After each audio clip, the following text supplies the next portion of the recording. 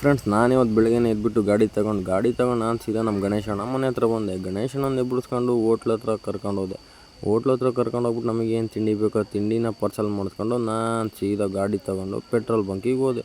Petrol ಬಂಕಿಗೆ ಹೋಗ್ಬಿಟ್ಟು ಗಾಡಿಗೆ full tank petrol ಹಾಕ್ಕೊಂಡು ನಾವು ಸೀದಾ ಹೊರಟಿದ್ದು ಕೋಡಿಹಳ್ಳಿಗೆ ಹೋಗ್ಬಿಟ್ಟು ಎಲ್ಲರಿಗೆ ಫೋನ್ ಮಾಡ್ಕೊಂಡು ನಮ್ಮ ಕೆಲಸ ನಾವು ಮಾಡಿದ್ವಿ.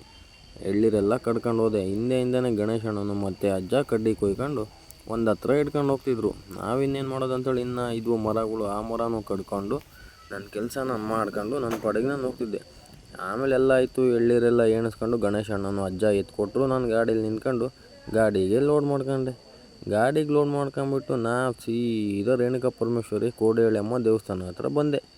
ದೇವಸ್ಥಾನ ಹತ್ರ ಬಂದುಬಿಟ್ಟು ದೇವ್ರಿಗೆ ಒಂದು ಎಳ್ಳೀರು ಹೊಡೆದು ನಮ್ಮ ಪಯಣ ಹಿರಿಯೂರಿಗೆ ಅಂತೇಳಿ ಹಿರಿಯೂರಿಗೆ ಬಂದೆ. ಫ್ರೆಂಡ್ಸ್, ಇಷ್ಟೇ ಫ್ರೆಂಡ್ಸ್ ಇವತ್ತಿನ ವಿಡಿಯೋ. ಇಷ್ಟ ಇದ್ದರೆ ಲೈಕ್ ಮಾಡಿ, ಶೇರ್ ಮಾಡಿ. ಹಾಗೆ ನಮ್ಮ ಅಂಗಡಿಗೆ ನಾವು ಸೀದಾ ಎಳ್ಳೀರು ಕಟ್ಕೊಂಡು ಸೀದಾ ಅಂಗಡಿ ಹತ್ರ ಬಂದ್ವಿ. ಅಂಗಡಿ ಹತ್ರ ಬಂದುಬಿಟ್ಟು ಪ್ರಭಾಣ ಎಳ್ಳೀರು ಕೊಡ್ತು. ನಾನು ಅಂಗಡಿ ಮೇಲೆ ಎಳ್ಳೀರನ್ನ ಲೆಕ್ಕ ಮಾಡಿ ಅಂಗಡಿಗೆ ಎಳ್ಳೀರು ಜೋಡಿಸ್ದೆ. ಫ್ರೆಂಡ್ಸ್, ಅಂಗಡಿಗೆ ಎಳ್ಳೀರು ಜೋಡಿಸಿದ್ಮೇಲೆ ಅಂಗಡಿ ಈ ಥರ ಕಾಣ್ತೈತೆ. ಅದೇ ಇದರಲ್ಲಿ ಒಂದು ಫೋನ್ ಬಂತು ನನಗೆ 10 ಎಳ್ಳೀರು ಬೇಕಂತೇಳಿ. ಅವರಿಗೆ ನಾನು 10 ಎಳ್ಳೀರು ಕಿತ್ಕೊಂಡು ನಾನು ಸೀದಾ ಅವ್ರ ಮನೆ ಹತ್ರ ಹೋಗಿ ಕೊಟ್ಟು ಬಂದೆ. ಫ್ರೆಂಡ್ಸ್, ನಾನು ಫ್ರೀ ಇದ್ದರೆ ನಿಮಗೂ ಸಿಗುತ್ತೆ. ನನ್ನ ನಂಬರ್ಗೆ ಫೋನ್ ಮಾಡಿ, ಬೇಕಂದರೆ ಹೋಮ್ ಡೆಲಿವರಿ ಇರುತ್ತೆ. ಫ್ರೆಂಡ್ಸ್, ಎಲ್ಲ ಅಂಗಡಿಗೆ ಬಂದು ವಿಸಿಟ್ ಮಾಡಿ ಫ್ರೆಂಡ್ಸ್.